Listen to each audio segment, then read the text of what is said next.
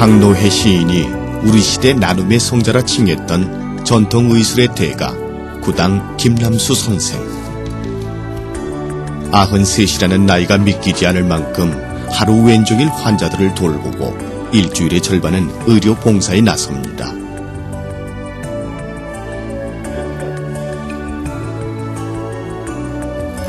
장사꾼은 돈 벌어야 됩니다. 하지만 의료인은 돈 벌면 안 돼요. 병 고치는 사람이 돼야 돼요. 근데 의료인들이 돈 벌려고 하니까 잘못된 거죠. 그에겐 소원이 있습니다. 세계에서 가장 뛰어난 의술인 우리 침뜸을 부활시켜 가난한 이들, 아파서 고통받는 이들을 돕는 것입니다. 세계에서 가장 지금 뒤떨어진 나라가 우리나라예요. 이 침이. 소위 종주국이라고 그러면서. 그래서 아는 나라에서는 없어지면 안 된다고 악을 쓰고 목이 쉬도록 제가 외칩니다마는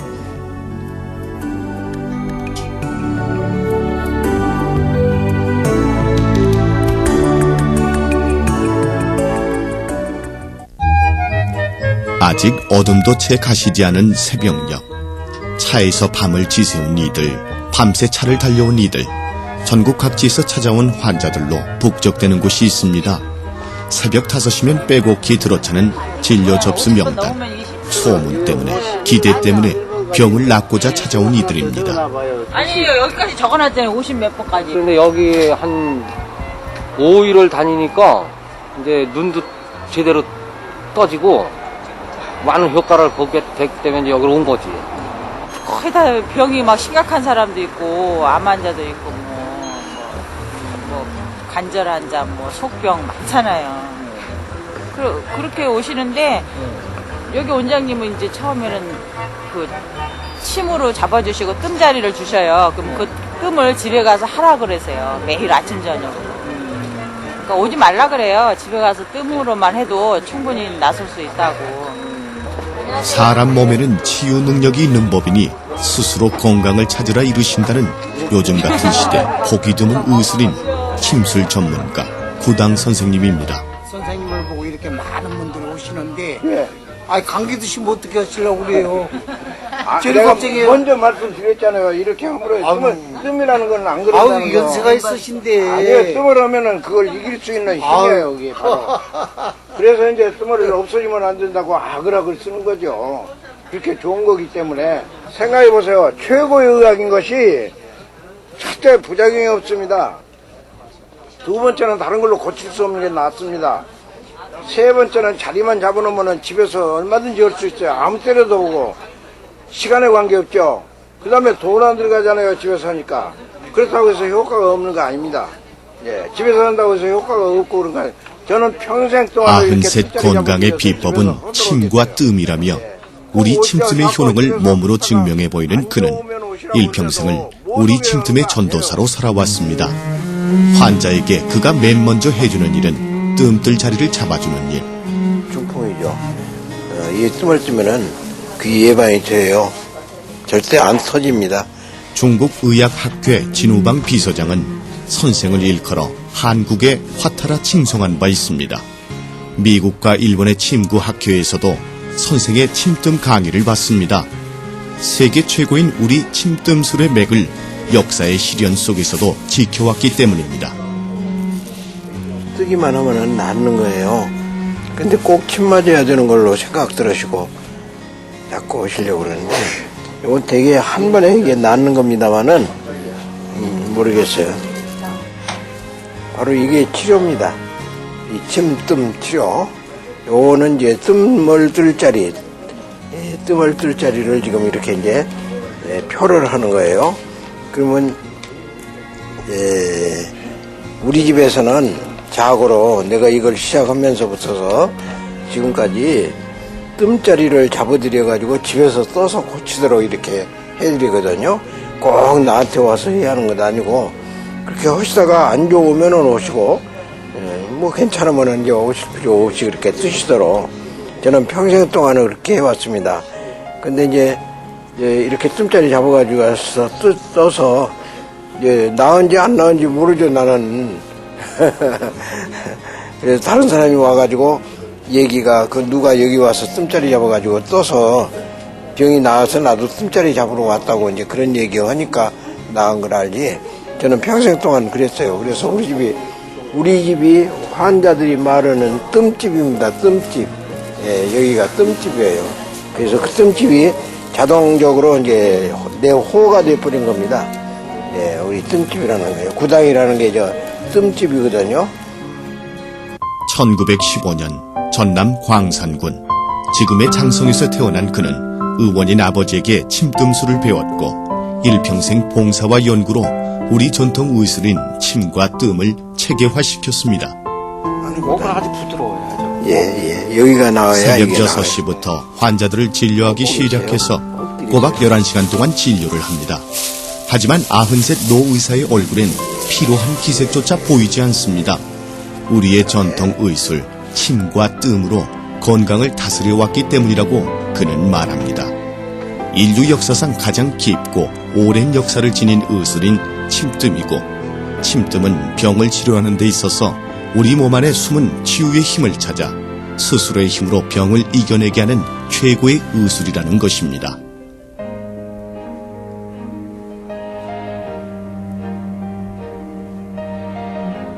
어디서부터 시작이 됐냐면 침이 어디서부터 시작이 됐냐면 가려우면은 극죠. 그건 본능적이지. 가려 소 같은 거라든가 김청도 가려우면 나무에도 되고 문지르잖아요. 그같이 이제 사람도 가려우면은 긁고 긁다가 이제 더 시원치 않으면 꼬집으면 더 시원하고 또 꼬집어도 안 들으면은 이빨로 깨물어 보니까 그게 더 시원하고 차츰 그게 이제 나중에 이제 가시로 찌르다가 이제 그런 것이 바로 이 침으로 온 것이 바로 침뜸이에요. 뜸은 이제 불이 생겨나서부터 불을 이용한 것이 뜸이고, 또 우리나라가 제일 처음 발상되어가지고 원시인들이 쓰던 그런 그 침, 그런 것이 세계에서 지금 우리나라가 처음 발굴이 됐죠. 예, 그래가지고 우리 저 박물관에 그게 있답니다만은 6.25 때 뭐 이북으로 가버렸다 어쨌다 그런 거, 예, 그게 저 그림으로만 지금 남아 있죠. 그래서 우리나라가 발상지고 중국에서 글로 이제 체계화해 놓은 게 한 2000년 전인데 그것이 바로 이제 거기에도 이제 우리나라에서 동방에서 왔다 그러거든요. 침은 중국의 동방이 우리나라입니다. 우리나라에서 중국으로 가가지고 우리나라는 글이 없어가지고 글이 다시 이제 우리나라로 온 거죠.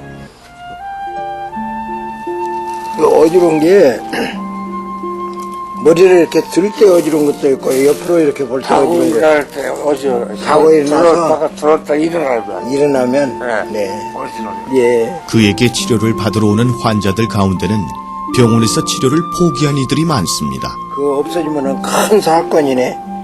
어지러운 거 없어지면 사건 아니에요? 뭐 힘들어가지고 애 많이 먹었어요. 얼마 동안 이렇게 4년요. 4년요? 네. 무슨 증상이시나요? 뇌출혈이요. 뇌출혈인데 숨굴에 가서 그래가지고요. 수술도 못하고 그래서 6개월 치료받고 나왔는데 좋다는 데는 다 다녔어요. 안 돼요. 어지럼증이 더 심하네요 지금. 이건 이제 뇌에서 정말 뇌 안에 피가 잘 못 돌아갈 때 이렇게 어지러움이 오는 거예요. 이제 못 돌아가게 만든 거, 그걸 돌아가게 만드는 것 뿐이에요. 다른 거 아닙니다. 네. 어지러운 게 자고 일어나서 제일 많이 어지럽다고 지금 그러잖아요. 어지러운 것도 여러 가지예요. 이렇게 이제 옆으로 볼 때 어지러운 거, 고개를 들을 때 어지러운 거, 이제 여러 가지인데 이분은 이제 자고 일어나서 어지럽다고 그러잖아요. 잠들어서 저거면은 이렇게 이제 피가 잘 안 돌아가, 머리에 잘 안 돌아가는 거지. 아이고 일단 예, 이게 이제 떨려요. 돌아가게 하면은 이제 안 아파지죠. 뭐 그렇게 어려운 것도 아니죠. 요 침하고 뜸이잖아요. 여기는 다른 거 아무것도 없잖아요. 침뜸 오는 거예요. 침뜸으로 치료해요. 어지러운 거라고 어떻게 해서 이토록 가는 침과 마른 쑥을 이용한 뜸으로 현대의학조차 포기한 질병들을 치료해낸다는 것일까요? 또 어찌하여 전문가가 아닌 일반인들이 뜸을 뜨는 것만으로도 웬만한 병이 낫고 예방 효과까지 생겨난다고 하는 것일까요?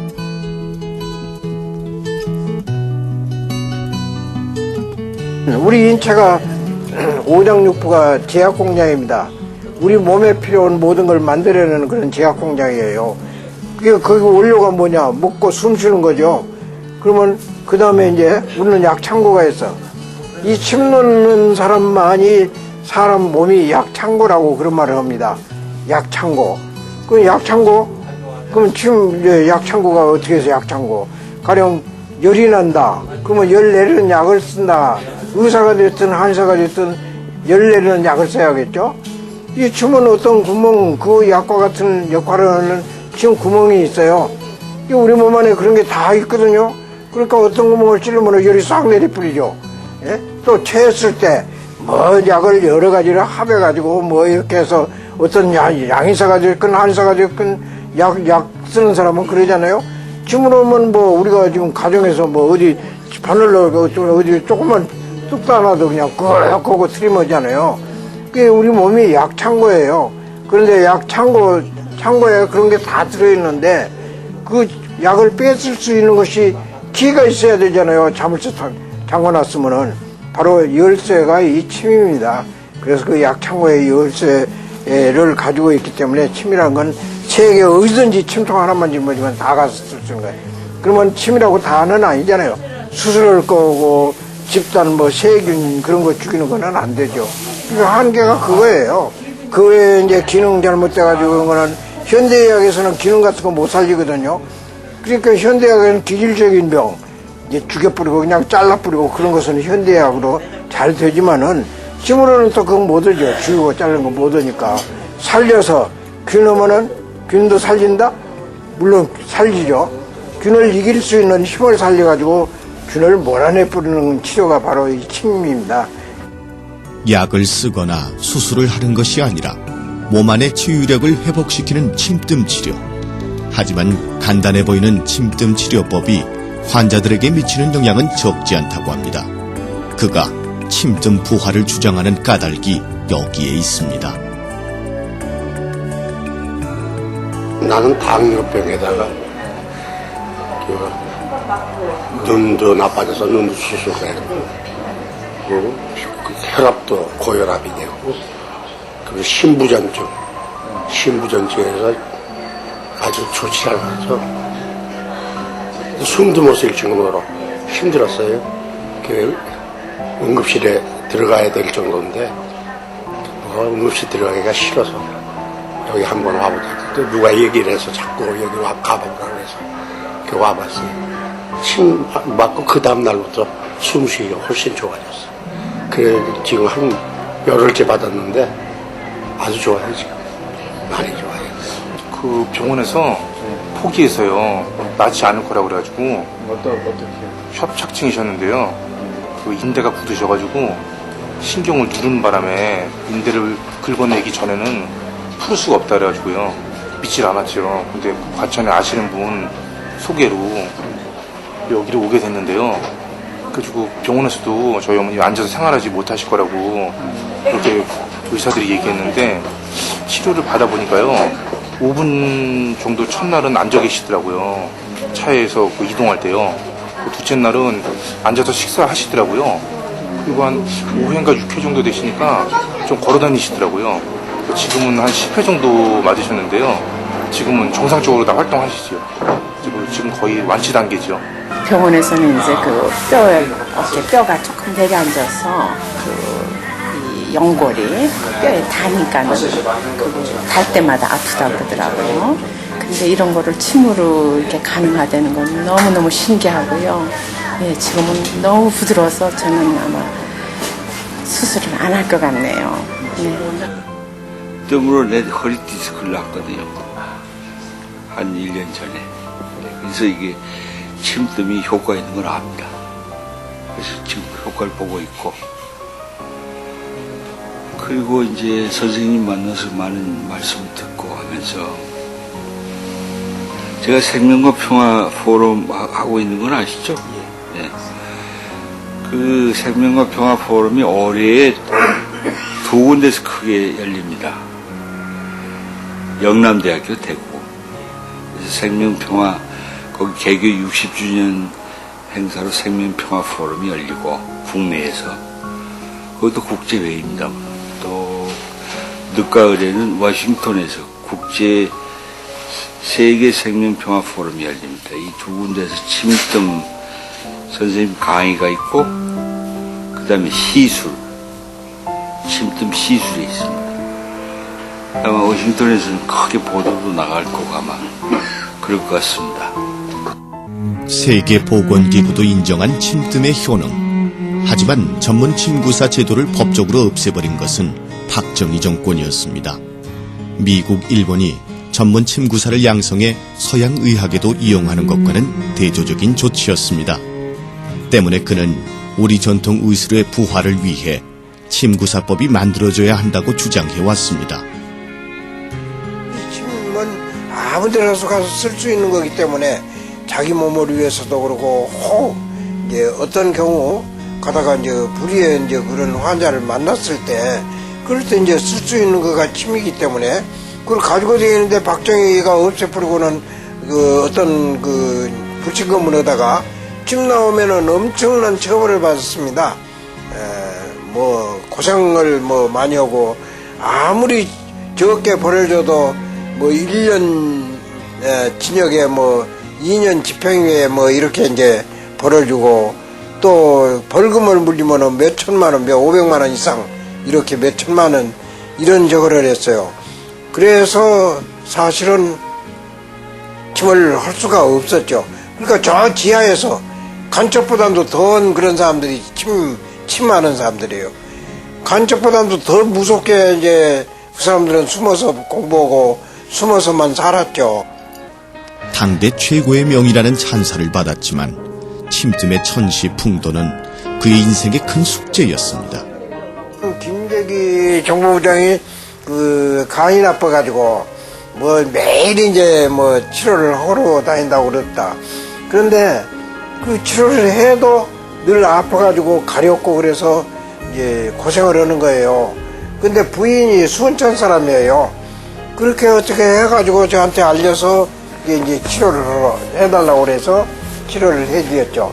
뭐 치료 한 번 하니까 그냥 가려움이 싹 없어져 버렸거든요. 그래서 그분을 치료해주면서 이제 나는 내가 하려고 그런 게 뭡니까? 돈 만들려고 그런 거, 없어지지 않게 하려고 그런 거. 그 기회가 이제 그냥만 치료해주면서 아, 나한테 좋은 기회가 왔구나 생각해가지고. 박정희 대통령에게 우리 의술의 우수성을 설명할 기회를 노리던 그는 마침내 대통령과 면담 약속을 받아냅니다. 하지만 그 꿈은 뜻밖의 일로 좌절되고 말았습니다. 그렇게 해서 법을 만들자고 그래가지고 사실은 이제 30일 날 만나기로 다 이 얘기 됐어요. 박 대통령한테도 이 얘기 다 해가지고 만나기로 다 약속을 해놨거든요. 다 해놓고 10월 25일 날 국정도에서 회의를 한 것이 무슨 회의인가 하면 그때 부마 사건이 굉장히 치열했어요. 나는 다 알잖아요, 이제. 그래서 정보부장도 또 이제 잘 알고 나는 이제 정보부장한테 하는 얘기가 그런 얘기를 했거든요. 민심이 전심이라는 거 알아야 한다고 정보부장 보고 내가 그런 얘기 했어.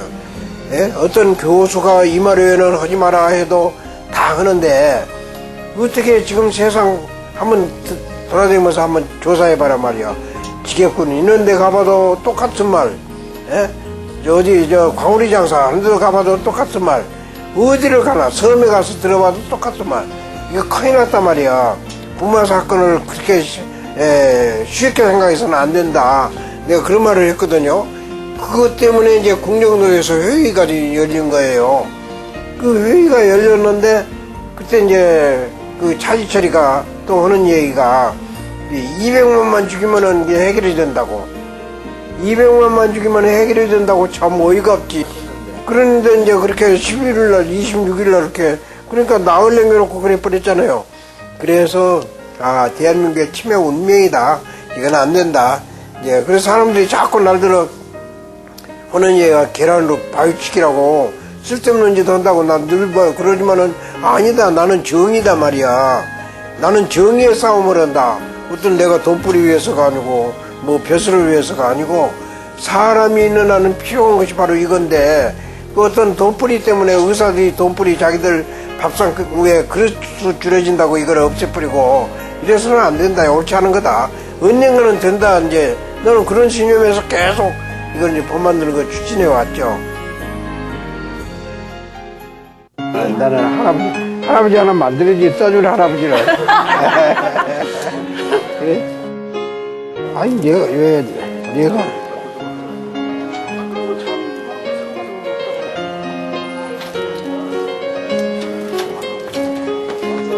갑시다. 봐, 내가 잘하잖아.